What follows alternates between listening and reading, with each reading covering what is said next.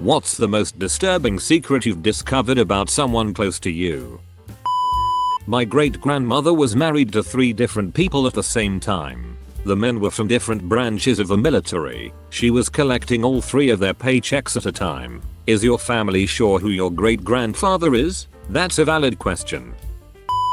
One night as a kid I heard my parents having an explosive argument in their bedroom, which suddenly went quiet. The door was closed and locked. I found out during a drunk phone call from my mother. It was because she attempted to shoot my father in the face with a .303, but it didn't go off when she pulled the trigger as there were no bullets. They were both horrified and just stared at each other apparently. They're still together. Why are they still together if she had the intent to murder him? WTF? Excellent question. One I have no answer to. Discovered that my sister stole my father's $25K Rolex not more than 24 hours after he died. I only discovered it when her and her husband made a frivolous purchase, and I wondered where they got their money. Since they were always broke and begging my parents for money, I got suspicious. It hit me that she might have stolen and sold the Rolex. Had the paperwork, ran a track on the sales history and discovered it had been sold to a pawn shop down the street from where my sister lives. Went to the pawn shop and after a bit of persuasion, got them to tell me who sold it to them. And it was my sister. Me and my mom disowned her. It never ceases to amaze me. Not only that people with absolutely no shame and no scruples exist outside of fiction, but also what they're prepared to do in order to satisfy their own greed.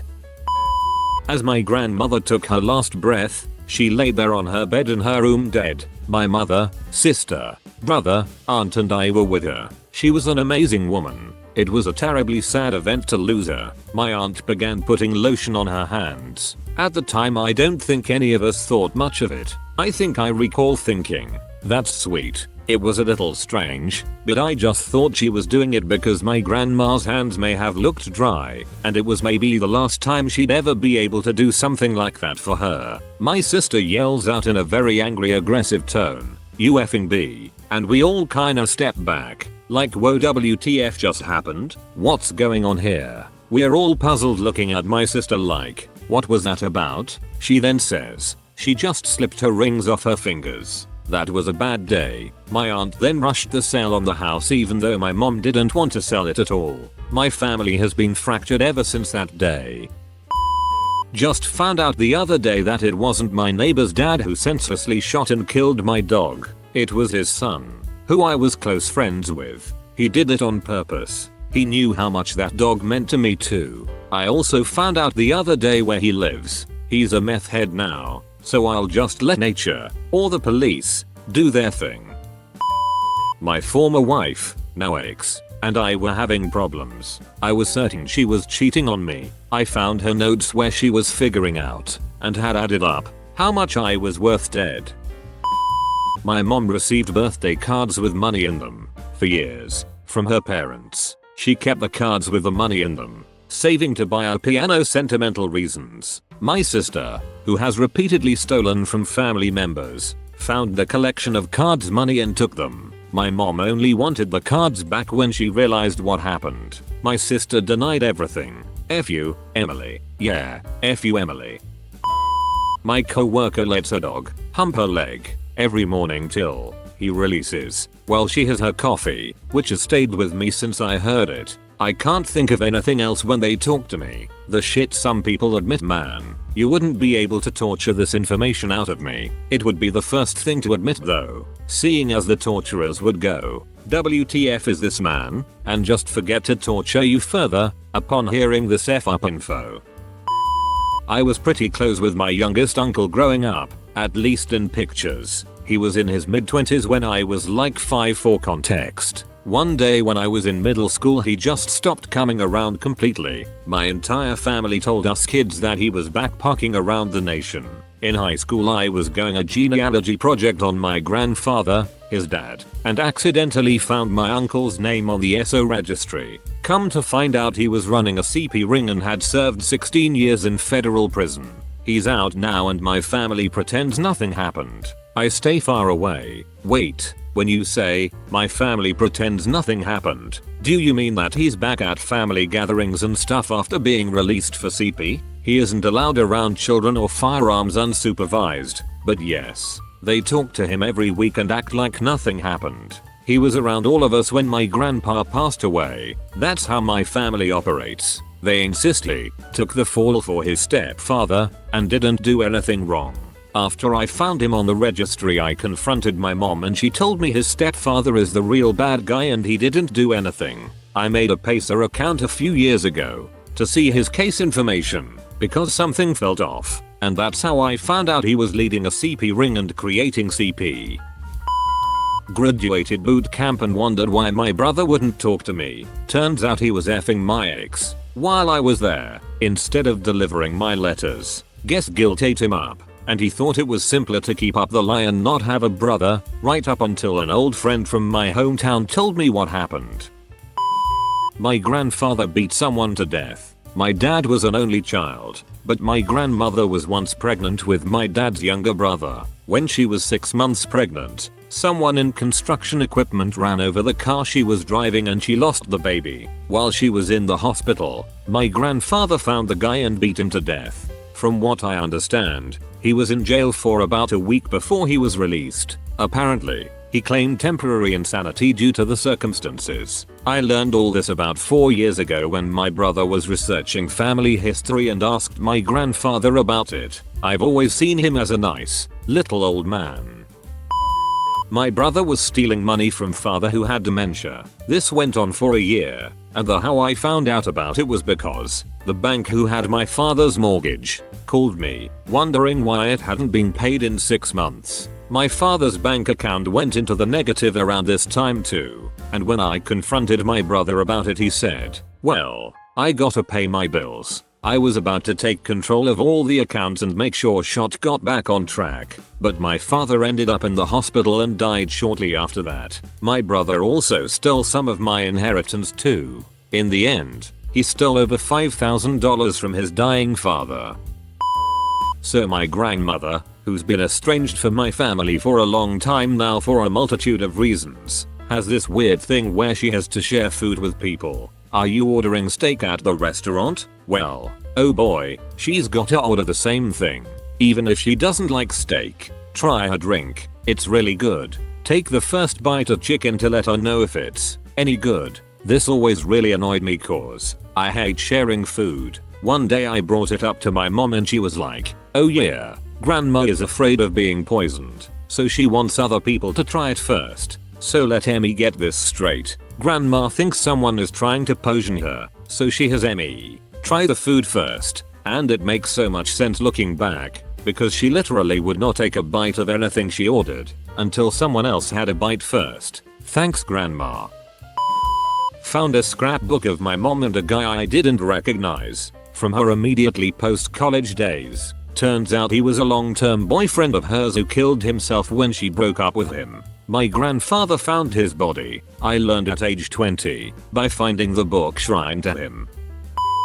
When my grandfather passed away we discovered that he did not exist. His name was not in any government registry. He was a normal citizen, paid taxes, had a license and everything, lived a long life, married to my grandmother for over 50 years, had multiple children, everything normal. Still to now, no one knows who he really was and why he had a false name. Is it possible that he wasn't registered at birth? I have relatives who guesstimate their ages because their parents never registered them, and in certain areas certain times, babies got passed around a lot. When my mother and sisters were doing our family history, we found several infants had been passed back and forth between families. Names changed multiple times. All of it was unofficial and not documented on government lists, which made compiling information ridiculously difficult and impossible at times, because anyone who knew what baby was from what family were long dead. I found out that the reason why one of my uncles didn't want to go back to Korea when he retired was that he couldn't. He was fearful for political reprisals if he tried to return. Turned out his brother was part of the group that assassinated the South Korean president back in 1979, and his own innocence was never proven, so he was in fear of getting arrested if he ever tried to go back. Jesus effing Christ, dude just dropped a bomb larger than Reddit nonchalantly. Seriously, how often do you get to see someone who is linked to a presidential assassination in any way? After my husband died in 2020, I found out he had been having an affair with a 30-year-old. He was 55, she apparently aborted his baby. Everything he told me about his prior life was a lie. Second marriage for both of us. And he had been having sex with men since he was in his early 20s. To sum it up, I didn't know this man at all.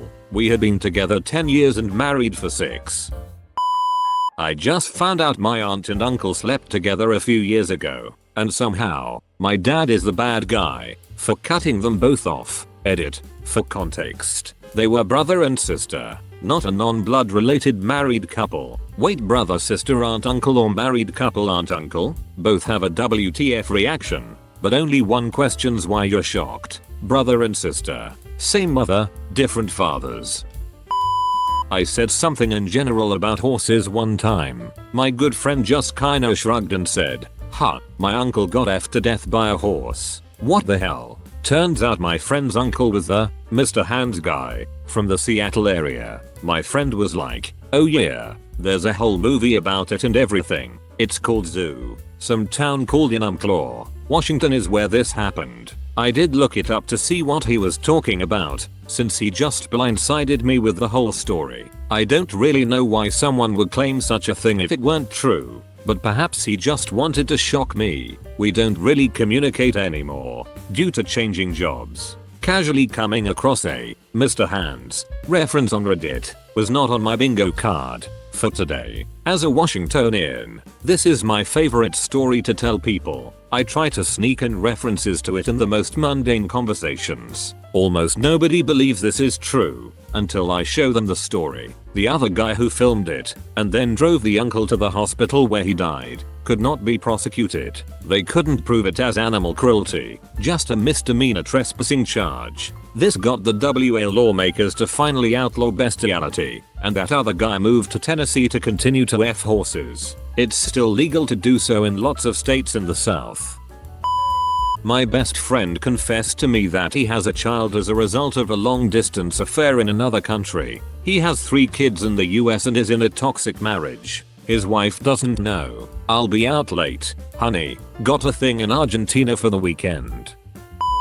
A work colleague appeared on the front page of a national newspaper for a life of fraudulent qualifications. He claimed medical and law degrees, was a brigadier in the Army Reserves, and was the CEO for a major Heath fund. He actually was a brigadier in the Army Reserves, but that and the Heath fund role were largely built on the fraudulent qualifications and a progression of jobs also based on his claims. In reality, the only qualification he actually held was as a mortuary assistant. Not even his wife knew. The fraudulent degrees had been gained when he was in the Army Reserves recruiting, and he had access to submitted position applications. He came undone when he applied for a government job and some flags were raised by the recruitment people. He tried to withdraw the application but didn't realize that an application for a government role has the same weight as a statutory declaration and cannot be withdrawn. It all went south very quickly and he ended up doing jail time. Found a folder of corn on my best friend's computer in high school. All bestiality. About the biggest secret that I know about somebody that they don't know I know. Lol, nearly same story for me. Me and a friend were learning how to use torrents, and he had a rodeo buddy stay the night before I visited. We looked in the delete bin and saw he had downloaded bestiality of women getting horsed. I then told my friend, "Isn't your horse boarded on his farm?" Immediately we rescued his horse and boarded him at a family farm 40 minutes away. Wait, so rodeo buddy downloaded corn at somebody else's house on somebody else's computer?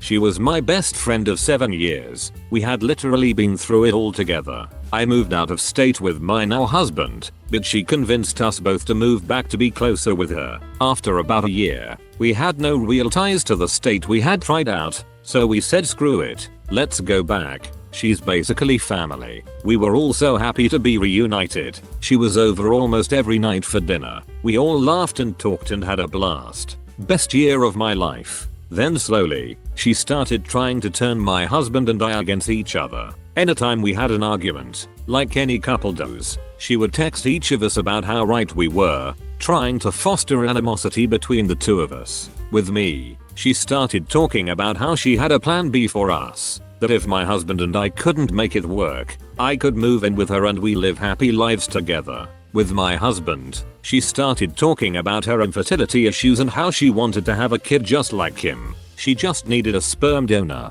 This all happened at around the same time, and my husband and I compared texts and figured it out. She wanted to take his sperm and have a baby with me. When confronted about it, she refused to admit anything and started lashing out at both of us. It got to the point where she would show up unannounced, banging on the door, demanding a place in our home. It was so terrifying and panic-inducing that we ended up having to move and change our phone numbers. I guess it's so disturbing because I had never had a friend like her, only to find out that she cared about me, but in such an unhealthy and scary way. But yeah, that's my story. Husband and I are great now. By the way, I wasn't close to this person, but I did hang out with them a few times. The best man at my wedding had another really close friend who turned out to be a serial killer. It messed him up really badly. He already had mental health issues and this sent him over the edge. I can't even talk to him anymore. I miss you, man. Sorry to hear that.